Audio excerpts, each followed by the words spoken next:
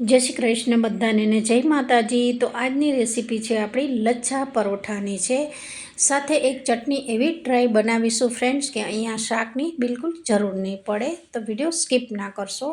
परोठा ने आ रीते तमे बनी गया पछी थोड़ा वाळशो तो एना पड़ छे एकदम सारा एवा छूटा पड़ी रह्या छे।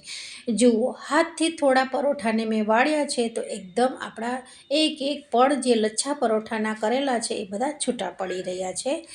तो एक पछी एक परोठा ने सारा एवा बनावी दीधा छे अने विडियो स्कीप ना करशो, लास्ट तक जोशो तो तमने खबर पड़शे कि मैं आमां कई सामग्री नाखी छे अने केवी रीते आ परोठा अने चटनी तैयार थई गई छे। हवे आपणे पहली प्रोसेस में चटनी बनाववानी करीशुं। तो चॉपर लई लीधुं छे, 2 लीला मरचा, 8 થી 10 कड़ी लसणनी चॉप करी देवानुं छे। चॉपर ना होय तो तमे मिक्सर जार में बी करी शको छो, पण पेस्ट नथी बनाववानी। आ चटनी आपणे ड्राय बनाववानी छे, जेथी करी अने आ चटनी में आपणे पाणीनो उपयोग बिल्कुल करेलो नथी। तो मिक्सर में पीसता हो तो बी आ रीते तमारे दरदरी राखवानी। हवे आपणी चटनी सारी एवी थई गई छे त्यार पछी 1 चमची जेटलुं तेल लीधुं छे, 5 चमची जेटली राई, 5 चमची जेटલું जीरुं नाख्युं छे, थोड़ी चपटीक जेटली हींग नाखी छे अने तेल में मरचा अने लसण ने शेकी नाख्या छे। शेकाई गया पछी स्वाद अनुसार मीठुं नाख्युं छे, चपटीक जेटली हळदर नाखी छे, लगभग 5 चमची जेटલું धाणा जीरुं नाख्युं छे अने बधी वस्तुने सारी एवी शेकी लीधा पछी अहींया लास्ट में अर्धी चमची जेटલું दही उमेर्યું છે। दही ऑप्शन છે, पसंद होय तो नाखी शको छो, नतर स्कीप करी शको छो। आ चटनीमां आपणे पाणीनो उपयोग नथी कर्यो तो थोड़ी खटाश लाववा माटे आपणे अहींया दहीनो उपयोग करेलो छे। आ चटनी आपणी सारी एवी तेलमां शेकाई गई छे, बिल्कुल लसण मरचा काचा नथी, सारा एवा शेकाई गया छे।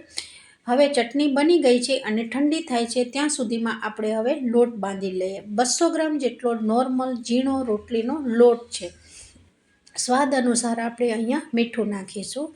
पछी आपणे अहींया 2 चमची जेटલું मोयण नाखीशुं। मारा माप प्रमाणे अहींया वस्तु मैं लीधी छे, पण तमारी क्वोंटिटी वधारे होय तो तमे अहींया वधारे ओछुं करी शको छो। जरूर पूरतुं अहींया पाणी उमेरी अने आपणे नॉर्मल लोट बांधवानो छे, मतलब के पराठानो लोट बांधवानो छे। बहु कठण नथी राखवानो, नतर पराठा छे फाटी जशे अने जे आपणे लच्छा वाळवाना छे पराठा ए बिल्कुल सारा नहीं बने। तो बहु ढीलोय नहीं, बहु कठणय नहीं, ए रीते लोट बांधी अने आपणे ढांकी अने 5 मिनिट माटे छोड़ी दीधो हतो। हवे आपणो लोट सारो एवो तैयार थई गयो छे।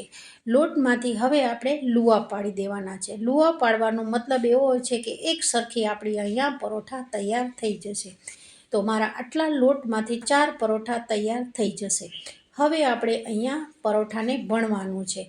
वणवामांय खास ध्यान राखवानुं होय छे। जुओ आ रीते पेला हलका हाथे आपणे कोरो लोट लई अने पातળી रोटली वणवानी छे। जेटली पातળી रोटली राखशो એટલા જ परोठा सरस बने छे अने એટલા જ आपणे कट करीशुं એટલા જ अहींया पड़ छूटा पड़े छे। तो सारी एवी पातળી रोटली वणाई गया पछी आपणे घी लगाववानुं छे। घीनी जग्याए तमे तेल बी लगावी शको छो। तो आखी रोटलीमां आ रीते घी लगावी अने उपरथी कोरो लोटने स्प्रेड कर देवानो छे, मतलब थोड़ो थोड़ो लोटने अहींया छांटी देवानो छे। वधारे पड़तुं नहीं छांटवानुं, जेथी करी अने आपणे जरूर पूरतो ज अहींया बधी वस्तुने उमेरवानी छे। हवे अहींया चप्पूनी मददथी अहींया कट लगावी देवीशुं। कट एवा नहीं लगाववाना के जे एक लाइनिंग बने ए छूटी पड़ी जाए। आपणे थोड़ाक अर्धा अर्धा बाकी रहेवाना छे। थोड़ी चमची ने चप्पूने अहींया तमारे थोड़ું अड़ाड़ी अने कट लागवो जोईए, बस एटला ज आपणे अहींया कट लगाववानो छे। तो एक पछी एक आखी रोटलीमां आ रीते जे लाइनिंगमां आवे छे लच्छा परोठानी ए कट करी दीधा छे। जुओ पछी आ रीते आपणे एक रोल वाળી देवानो छे। रोल थोड़ो टाइट वाळવાનો, जेथी करी अने बीजी वार बी आपणे हजू अहींया वणवानुं छे। जुओ आ रीते सारो एवो रोल वाળી दीधो छे। पछी थोड़ो हाथथी प्रेस करी अने आ रीते गोलाईमां नीचेनो भाग छे जे साइडनो भाग छे एने नीचे लई लेवानो छे अने फरी आपणे कोरो लोट नाखी अने पछी आ रीते वणवानो छे। हवे बीजी वार वणो त्यारे हलका हाथे वणवानुं छे। जुओ वजन देशो तो तमारा अहींया परोठा छे ए साइडमांथी छूटा पड़ी जता होय छे। तो ए वातनुं तमारे खास ध्यान राखवानुं छे। हलका हाथे सरस आपणे परोठाने थोड़ुंक अवળી साइड राखवानुं छे, पछी सवળી साइड करवानुं, बेय साइडथी आ रीते वणता जवानुं छे। તો આપણા પરોઠા સરસ તૈયાર થઈ ગયા છે. હવે આપણે આને ધીમી આંચ ઉપર એકદમ આપણે શેકવાના છે. એક પરોઠું તૈયાર થઈ ગયું છે. ત્યાર પછી બીજું પરોઠાને વણી દીધું છે, કટ લગાવી દીધા છે અને પછી આ રીતે રોલ વાળી દેવાનો છે. તો તમે જોઈ શકો છો કેટલી આસાનીથી આ પરોઠા ઘરે તૈયાર થઈ જતા હોય છે. વધારે પડતા આ પરોઠા છે એ શાક જોડે ખવાતા હોય છે, પણ આપણે અહીંયા શાકનો ઉપયોગ નથી કર્યો. એક એવી ડ્રાય ચટણી બનાવી છે કે અહીંયા શાકની બિલકુલ જરૂર નથી પડતી. તમે તમારા ઘરમાં જે રીતે ખાતા હો એ રીતે તમે પરાઠાને બનાવીને ખાઈ શકો છો. હવે તમે જોઈ શકો છો આ રીતે ગોલાઈ વાળી દીધી છે. જે લાસ્ટ ભાગ છે એને નીચે પ્રેસ કરી દેવાનો છે. આ રીતે બીજા બી પરોઠા 2 તૈયાર થઈ ગયા છે. ત્યાર પછી ત્રીજા બી પરોઠાને મેં તમને અહીંયા બતાવેલું છે, જેથી કરી અને કોઈ અહીંયા બનાવતા હોય તો એને એકદમ જે રેસીપી છે એ સમજાઈ જાય કે આ રીતે આપણે પરોઠાને બનાવી શકીએ છીએ. તો 3 પરોઠા આ રીતે એક પછી એક મેં કટ લગાવીને તમને સમજાવી અને બતાવેલા છે. પછી આ રીતે ત્રીજા પરોઠાને બી વણી અને સારું એવું જોઈ શકો છો કે તમે મેં આ રીતે વણી દીધું છે. હવે આપણે આને ધીમી આંચ ઉપર બધા પરોઠાને શેકતું જવાનું છે. તમે ઘીમાં બી શેકી શકો છો અથવા તમે આને તેલમાં બી શેકી શકો છો. તો આપણા સારા એવા પરોઠા વણાઈ ગયા છે. હવે આપણે નોનસ્ટિક તમે તવો લઈ શકો છો અથવા નોનસ્ટિક પેન આવી ઢોસાનું આવે છે એમાં બી તમે શેકી શકો છો, પણ અહીંયા ફાસ્ટ ગેસે નથી શેકવાનું. અહીંયા એકદમ તમારે ધીમી આંચ ઉપર જ પરોઠાને શેકવાનું છે. જુઓ, મારા પરોઠા એકદમ લાલાશ પડતા તૈયાર થઈ રહ્યા છે. દાજવાળા પરોઠા ના બનવા જોઈએ ફ્રેન્ડ્સ, નતર એ ખાવામાં બી સારા લાગતા નથી અને જોઈને જ આપણે સારું નથી લાગતું. રેસીપી એવી બનાવવાની કે જોઈને જ ખાવાનું મન થઈ જાય.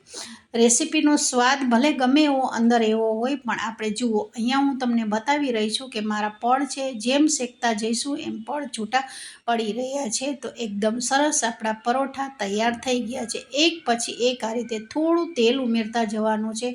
તેલની જગ્યાએ તમે ઘી બી લઈ શકો છો. તો આજની રેસીપી આપણી કમ્પ્લીટ લચ્છા પરાઠાની તૈયાર થઈ ગઈ છે. સાંજના સમયમાં તમારે રોજ શાક ભાખરી, ખીચડી શાક અથવા કઢી ખીચડી ખાઈ કંટાળી ગયા હો તો જરૂરથી એક અલગ પ્રકારની જ આ રેસીપી તૈયાર થઈ જતી હોય છે. અહીંયા તમારે આ પરોઠાની સાથે કોઈ શાક બનાવવાની જરૂર નથી પડતી. એ આપણે ડ્રાય ચટણી બનાવેલી છે. તો જુઓ આ રીતે હું તમને બતાવું છું કે મારા પડ છે એક પછી એક છૂટા પડી રહ્યા છે. એની સાથે આ ડ્રાય ચટણી રાખી છે. કોઈ અહીંયા તમારે આ જ રીતે તમે પરોઠાની સાથે ચટણીને ખાઈ શકો છો. તો આજની રેસીપી આપણી કમ્પ્લીટ તૈયાર થઈ ગઈ છે. તો બધાને જય શ્રી કૃષ્ણ.